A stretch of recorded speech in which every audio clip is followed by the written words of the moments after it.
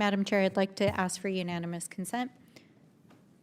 Without objection. I'd like to enter into the record a New York Times article entitled, "The GOP plans to cut Medicaid would save billions but leave more uninsured," budget office says. That's what we're actually outraged Without objection, about. so ordered. I now recognize Also, I want Mr. to Burchett point out that the from most powerful Tennessee. oversight Republican You're not Congress recognized. Ms. Stansbury, you're not recognized. talking I'm about sorry, we're going to fencing Crockett. while they're trying to cut Medicaid. Actually, Ms. Stansbury, you're not recognized. I now recognize Ms. Crockett from Texas. Thank you so much. It is so interesting that I just learned today at 44 years old that the Republicans are going to be the ones to save women. The same Republicans that have been, say, for women's reproductive acts, or the same Republicans that have stood for the Equal Rights Act, which would hopefully get women to equal pay, or the same Republicans that just this Congress voted for the SAVE Act, which we know would disenfranchise women from even being able to vote. But let me tell you, they are our saviors, and so I am so happy to be here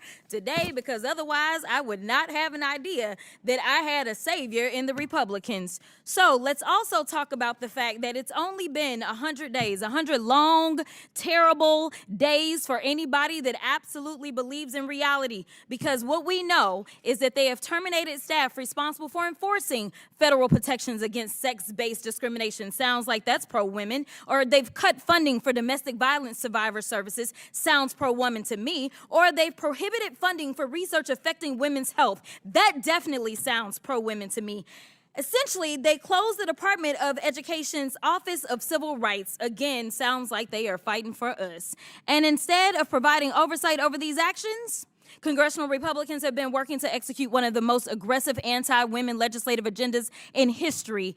And yet, they're here today trying to convince the American people that discriminating against trans people is somehow the only way to protect women. This hearing has nothing to do with improving government efficiency. It's another attempt by Republicans to distract from their demonic and disastrous policies that are making it more difficult for Americans to make ends meet. So, Ms. Goss-Graves, I want to play a game.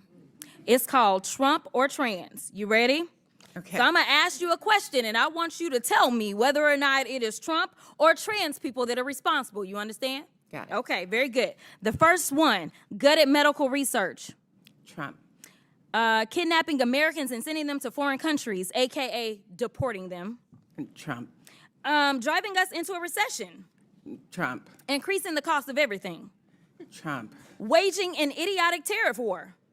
Trump. Harming farmers. Trump. Ignoring the Constitution. Trump. Proposing to take away Social Security. Trump. Cutting health care. Trump.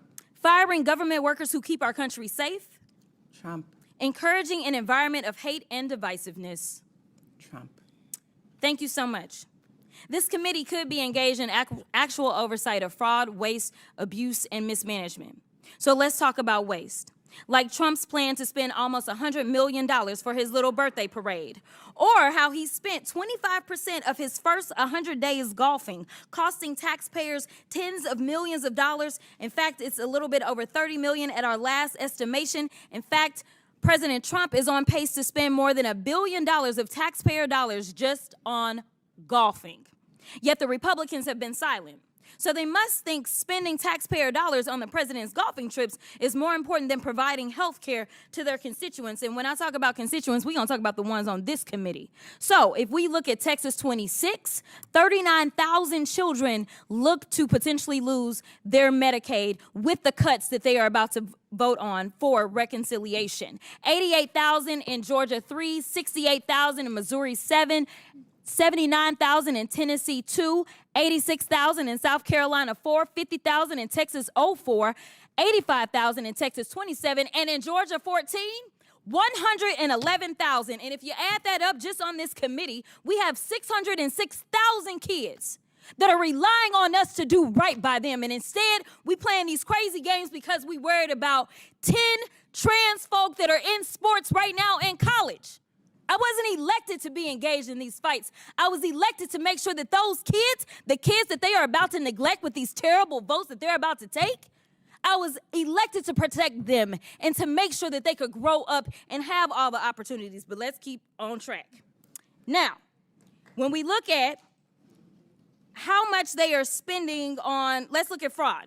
We could investigate whether the White House and the members of this subcommittee engaged in insider trading and market manipulation. Maybe it's a coincidence that the chairwoman brought hundreds of thousands of dollars worth of stock the day before Trump announced a 90-day pause on tariffs.